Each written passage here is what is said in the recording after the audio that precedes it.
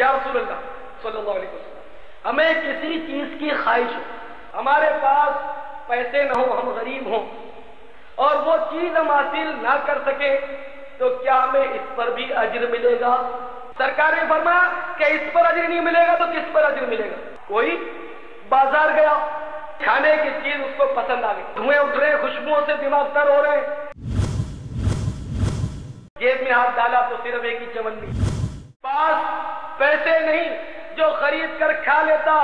تو اس پر ثواب کی نیت سے اگر صبر کر لے تو 1,00,000 درہم صدقہ کرنے سے زیادہ ثواب ملتا ہے۔ جو نماز کے لیے غسل و وضو میں صبر کرے گا، پانی کے ایک ایک قطرے کے عوض اللہ تعالیٰ ایک ایک فرشتہ پیدا فرمائے گا اور وہ سارے کے سارے فرشتے قیامت تک اللہ تعالیٰ کی تسبیح بیان کرتے رہیں گے اور اس ساری تسبیحات کا ثواب اس وضو و غسل کرنے والے کو مل جائے گا۔